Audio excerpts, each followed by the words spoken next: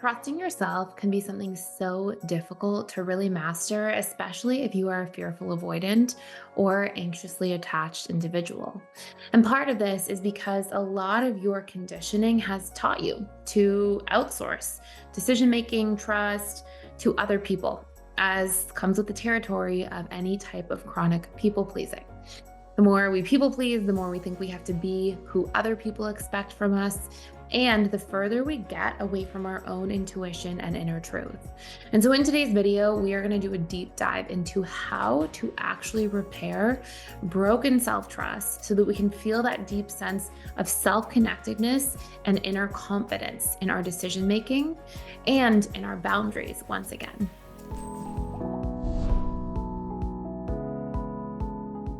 So, first and foremost, we want to be aware that every time we have these external experiences, especially if they're very repetitive in our lives, and especially if they happen quite early in our childhood, these things have a very deep ability to imprint the subconscious mind. So, an example of this is you'll often see your own internal dialogue in the relationship to yourself is quite reflective of the way you were spoken to as a child and growing up. In other words, we tend to take our external experiences that happen to us repetitively and they form part of the relationship we have to ourselves. And it's like these old tapes playing back over and over again. Now, that same pattern follows, of course, when it comes to gaslighting. So if you had a history of being taught to ignore your intuition, ignore your boundaries, ignore your feelings, because if you did express them, that would cause more conflict or get you punished or get you in trouble, or if you have a history of being in abusive romantic relationships over the years, all of these things are going to fracture that relationship to self because they're going to imprint your subconscious mind to take on these facets in the relationship you have to you.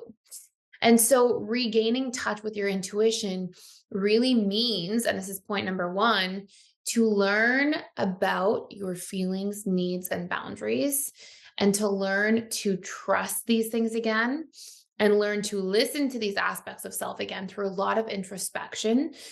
And by setting boundaries away from others, and even if that boundary starts off as like a time and space boundary, where you just take time and space to get anchored back into yourself and to like listen to your own feelings. Like, what I mean by this is at first it might be hard if you've been chronically gaslighting yourself for a very long time.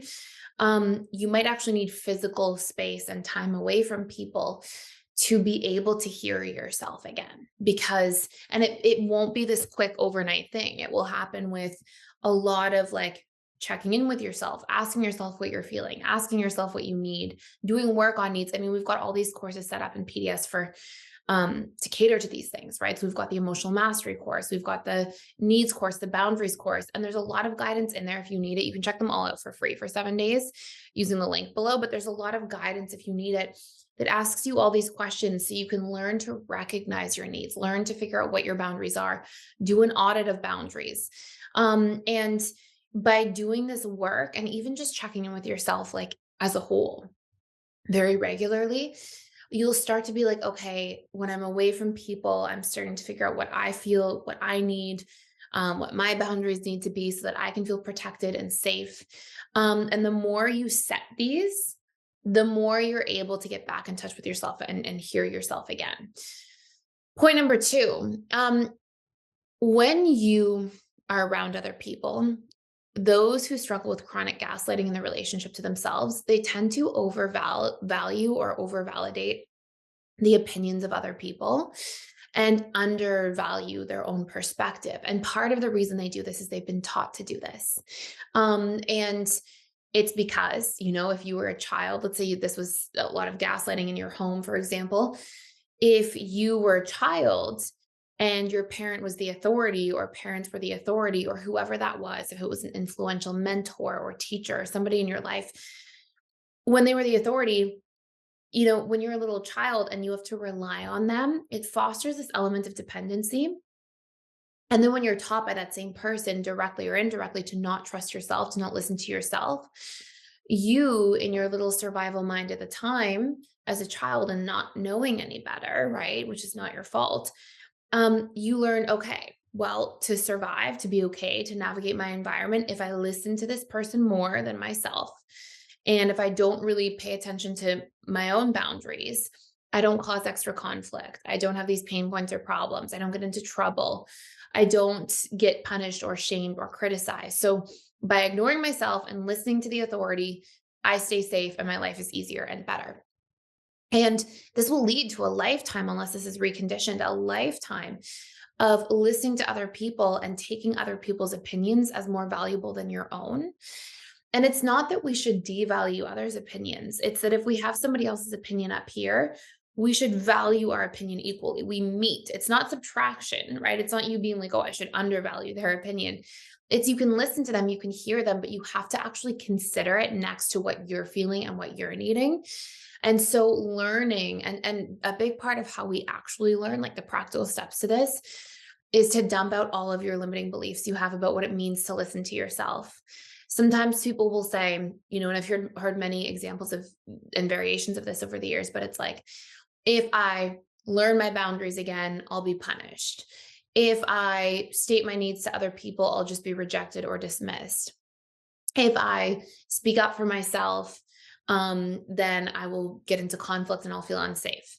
If I learn to value my own opinions, I'm going to make mistakes and fail, or I'm going to mess up and I can't do it, or I'm not good enough. And it's like, we can have all these limiting beliefs and limiting stories we've acquired because of past experiences. And then these things block us from growth, from individuation, from learning to consider ourselves and our own feelings and needs and opinions and our truth, which is such an important part of like everything that you want to be successful at, everything you want to enjoy, having a healthy relationship. You have to be able to consider yourself and know who you are in the process of really, really maximizing and reaching your potential in all of those key areas. So it's a really big number two.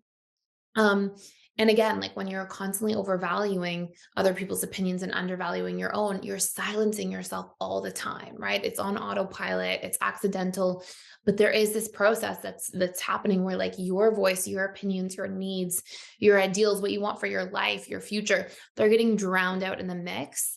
And we have to be able to remove the limiting beliefs we have about ourselves in these areas and then practice relearning our feelings, our needs, and our boundaries so we can carve space out, hear and feel into ourselves again, and then be able to action those things out accordingly. And until we do that, we'll keep just like taking what the outside world says to us and accepting that as like the be all and end all. And in some ways that might serve you. Sometimes that might be something that aligns with you. And in a lot of ways, it won't. And you'll get the wrong information, or you'll get things that may relate to somebody else, but not you, and things that don't consider you as an individual. So just very important. Okay. Number three, you have to remove your fears of disappointing others. We can get so afraid, especially if we have attachment trauma, we can get so afraid of like, oh, if I have an opinion that goes against my spouse or my partner, the person I'm dating, we can get so afraid of like letting them down or disappointing them. But when you learn to communicate about things in a healthy way and work through differences, that actually brings so much growth into relationships. Like you'll come to know that you can have differences from other people, differences of opinion, differences of perspective, differences of choices, but that those differences often have a lot of complementary elements in them, and that we can often really, expand on those differences in ways that help us connect more deeply. And a lot of people think like, if I communicate my differences to somebody, they're not going to like me. One of the most common things I see is that when people are first dating each other or getting to know each other, if they don't express their truth to each other, it's like there's nothing to really connect with. If somebody just agrees with you and is too agreeable all the time, you end up feeling like, who's really there? Who am I really connecting to? And when somebody's strong about like their opinions, their domain, and they have that healthy sense of self, that's what people fall in love with, is these differences in sense of self and these like things that people bring into our lives because they have different opinions and perspectives to offer and to enrich our lives with, because we're having these discussions. So, if you fear disappointing others by, saying no or setting a boundary or expressing a need, those are fears you want to work on. And then our last two, number four, is somatic processing and nervous system regulation. If you're always in fight or flight mode, if you're always in like, sympathetic nervous system mode, you're always activated, it's hard to like be with yourself. It's hard to feel what's right or wrong for you. And that's going to really block out your intuition. If you can't feel your feelings, you can't feel your gut reactions, you're not in your body. And that brings me, that's what number 5 is being in your body. So we'll kind of couple these two together. If you're not in your body, it's hard to hear yourself. It's hard to notice what's going on. And so there's great tools you can use. You can do like body scans daily. You can meditate daily. So you're getting in the habit of practicing observing the sensations in your body, observing your thoughts, observing your emotions. The more you're building out those muscles of practice, it's getting you re-anchored into yourself instead of, maybe a history of being slightly dissociated over the years and really out of your body and not able to realize what your feelings and needs are in real time. So the more you're embodied, the more that embodiment is there, the more you're actually in your body, the better in touch you'll be with your intuition, and the more you can hear yourself because you have healthy boundaries so that you're not getting lost in the noise of the external world. And then the more you understand your feelings and needs and you can connect to these things, the more you're going to reconnect and rebuild that trust. And that intuition comes from that trust. And then sort of some bonus additions here. Is it's also very valuable to be able to consider yourself, right? Consideration of self breeds trust. To be able to be consistent with yourself and having healthy habits, consistency also breeds trust. And transparency, the more transparent we are, the more we understand why we do what we do, the more that trust is there too. And we'll start trusting ourselves and our own intuition accordingly. So in summary, if you want to go and do any courses, you can check them out for free. In PDS, the emotional mastery course is amazing for intuition, the needs course, the boundaries. If you can get those three things right, you're paving the way to be able to connect to yourself more deeply and build out that trust. There's also a really good module at the end of our self-trust course. It's actually called Rebuilding Trust and Overcoming Jealousy, but there's a module at the end called Repairing Broken Trust in the Relationship to Self. I think it's actually called Repairing Self-Trust. I think we renamed it to make it more simple. But you can check that out as well. And there's a whole bunch of steps that really illustrate all these different things and a workbook exercise that you can do in there as well. So I hope this makes sense. Thank you. Amazing question and topic. I saw this come up in many, many comments in YouTube videos and in the Facebook group. So please feel free to share other comments, video ideas, anything like that. And please subscribe to this channel if you're enjoying the content. I would really appreciate it. And I'll see you in the next video.